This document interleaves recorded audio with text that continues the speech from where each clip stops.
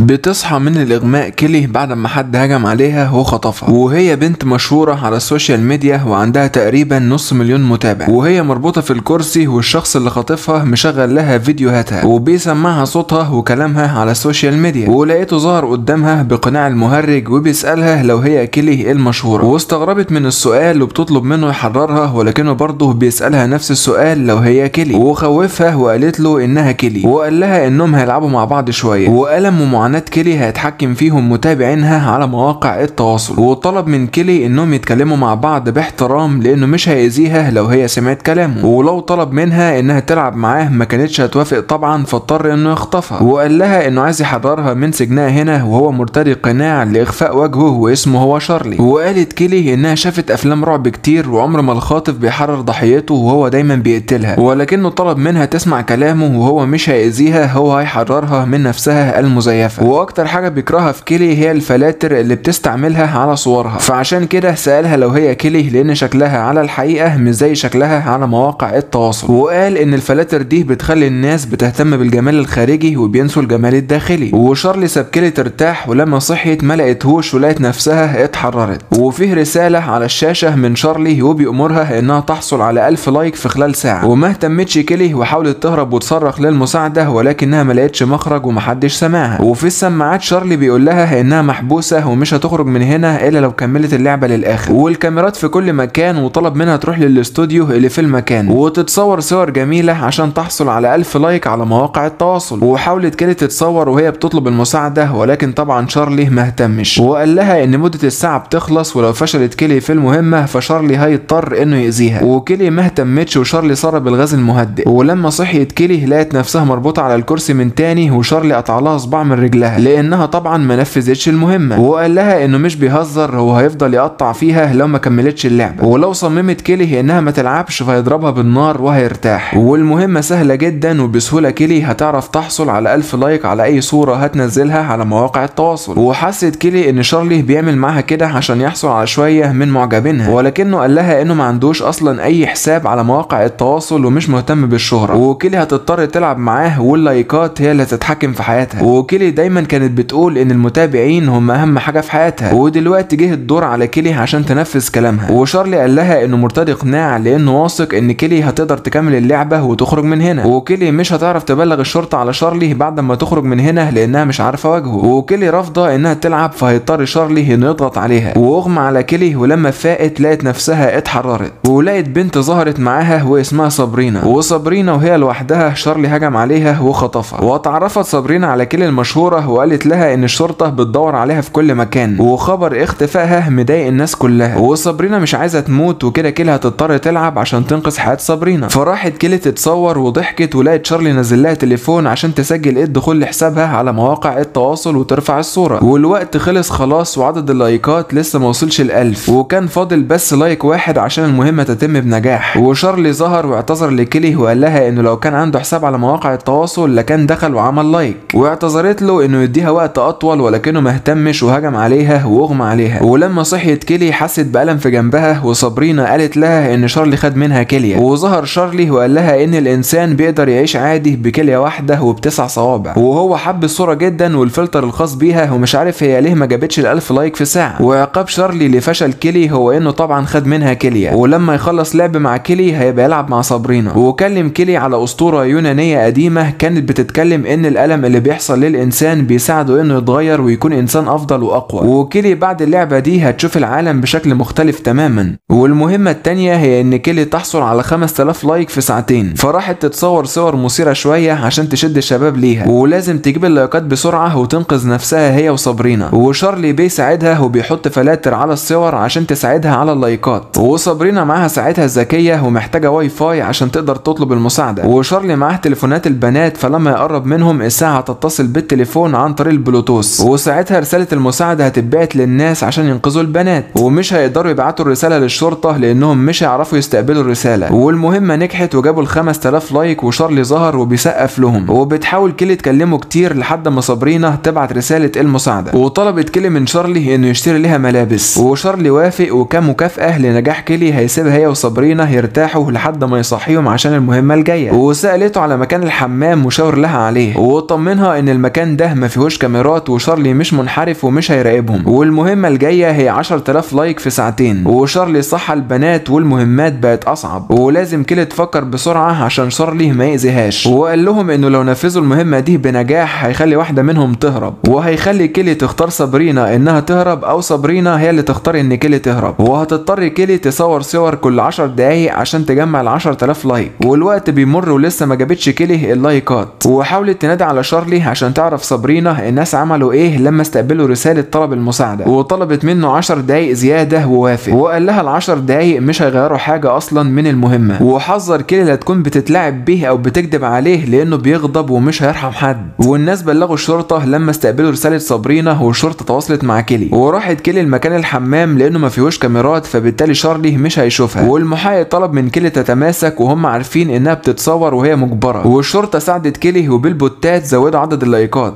وزودوها زيادة عن اللزوم، وبالتالي اكتشف شارلي انه في حاجة غلط وهددهم بالسلاح عشان يقولوا الحقيقة. فقالت صابرينا انها اشترت بوتات من التليفون اللي هو نزله لكيلي، وما صدقش شارلي الكلام وطلب من صابرينا تمسك التليفون وتوريه هي عملت ايه، فطبعا ما عرفتش تعمل حاجة، فشارلي حبسها وقتلها. وكيلي اتضايقت وهي كانت ناوية انها تخلي صابرينا تهرب بعد ما المهمة تنتهي، وقال شارلي لكيلي انه هيعلمها دروس قاسية في الحياة والثمن هيكون غالي جدا وهيلعبوا تاني بكرة، وحذر كيلي انها لو غشت فهيقتلها زي صابرينا، ووعدته كيلي انها لما تخرج من هنا هتقضي حياتها كلها عشان تخلي الشرطة تقبض عليه وتقتله وتنتقم منه. وكيلي رفضت انها تكمل لعب ومش مهتمة لو كان شارلي هيقتلها، وشارلي شايف ان كيلي لسه ما اتعلمتش حاجة فهيجيب بنت تانية هنا عشان يضغط على كيلي وتكمل لعب. ولما صحيت كيلي لقت بنت جديدة ظهرت واسمها جيل، ومش عارفة هي وصلت هنا ازاي وفاكرة انه بيتعمل فيها مقلب. وشارلي طلب من كيلي 50,000 لايك في 6 ساعات، وجيل محتاجة حد يحررها وبتطلب من كيلي توقف الهزار الرخم ده، ولكن كيلي ما اهتمتش وراحت للحمام وكلمت الشرطة، وطلبوا منها تخلي شارلي يروح يجيب لها حاجة عشان على الاقل يراقبوا حركات البيع والشراء في المدينة ويحددوا مكان كيلي. وشارلي ظهر ورمى مفتاح تحرير جيل لكيلي عشان طبعا تساعدها في المهمة لان ال 50,000 لايك كتير جدا، وصوروا فيديو مع بعض وهجمت كيلي على راين عشان متابعين حبيبها راين يتفاعلوا مع الفيديو ده ويعملوا لايكات. والوقت بيمر وال 50,000 لايك مهمة مش سهلة، وراحت كيلي للساعة وكلمت الشرطة وقالوا لها انهم هيضربوا العاب نارية في الهواء في كل الاماكن في المدينة، ولما تسمع كيلي صوتها تحاول تكلم الشرطة عشان يحددوا مكانها وينقذوها. وعشان يشدوا شارلي ليهم عملوا نفسهم اكنهم بيتخانقوا مع بعض، وشارلي ظهر وهجم على جيل وقتلها. وفاقت كيلي وطلبت من شارلي يروح يجيب لها اكل، وسمعت صوت الالعاب النارية ولكن ساعة صابرينا بطاريتها فصلت، واتضايقت كيلي وبتحطم في كل الشاشات وشارلي مش هيشوفها. ولما حست انه رجع استخبت ومحضره نفسها عشان تهجم عليه، ولكن شارلي حس انها عامله له مقلب فراح يشغل الغاز المهدئ واغمى عليها. وقال شارلي انه كان عنده بنت عمرها كان 6 سنين وكانت من متابعين كيلي، وبسبب فلاتر الصور البنت اكتشفت انها مش هتقدر تبقى زي كيلي فخلصت على نفسها وماتت، والراجل ده محمل كيلي مسؤوليه موت بنت. وكيلي شارلي هيخليها تطلع لايف على حسابها وتكلم الناس باي حاجه هي عايزاها لمده ساعه كامله، وبعد الساعه شارلي هيقتل كيلي للانتقام لبنته، ولو رفضت كيلي فشارلي هددها باختها وهو مراقبها وهيقتلها لو كيلي رفضت المهمه. وبيتلاعب شارلي بكيلي وشغل انوار عربيه الشرطه عشان يحسسها انه فيه امل. ده كمان شارلي هو اللي كان بيكلمها على انه من الشرطه وكان مستعمل برنامج لتغيير الصوت، وشارلي عارف كل حاجه وكان بيتلاعب بكيلي عشان تحس بالامل. وعشان تحمي اختها بدات في البث المباشر ونصحت الكل انهم يبعدوا عن مواقع التواصل الاجتماعي ويهتموا بالعلاقات الحقيقيه الاجتماعيه اللي بيعملوها مع البشر في الحياه. ونصحت اختها انها عمرها ما تبقى مشهوره وكمان لازم تبعد عن السوشيال ميديا. ولما خلصت كيلي كلامها شارلي طمنها انه مش هيقتلها، وكمان هو ما قتلش صابرينا ولا حتى جيل وهم لسه احياء ومعاه في فريقه. وشارلي بيكره السوشيال ميديا وشايفها انها مليئه بالعيوب، فهو عايز يعمل جيش من مشاهير السوشيال ميديا عشان يحاربوا سلبيات مواقع التواصل، وهم عملوا كده في كيلي عشان يخلوها تحس بالمشاكل اللي بيكون سببها هو السوشيال ميديا. وراحت صابرينا على كيلي وبسائل مهدئ هجمت عليها واغمى عليها، وشارلي راح يكلم الشرطه على مكان المصنع القديم عشان ييجوا وينقذوا كيلي. ولما صحيت كيلي لقت الشرطه وقالوا لها على الراجل اللي كلمهم، ولقوا انه مفيش اي كليه اتاخدت من كيلي، ده مجرد جرح عادي، حتى رجل كيلي مفيش اي صباع مقطوع منها وشارلي كان بيتلاعب بيها. وسالوا كيلي لو كانت شاكه في اي حد انه خطفها، ولكنها مرضتش تقول على شارلي لانها اصلا اقتنعت بكلامه وهتنضم ليه. وشارلي كان عايز كيلي الحقيقيه تظهر وتتخلص من كيلي المزيفه اللي بتستخدم الفلاتر على صورها على مواقع التواصل.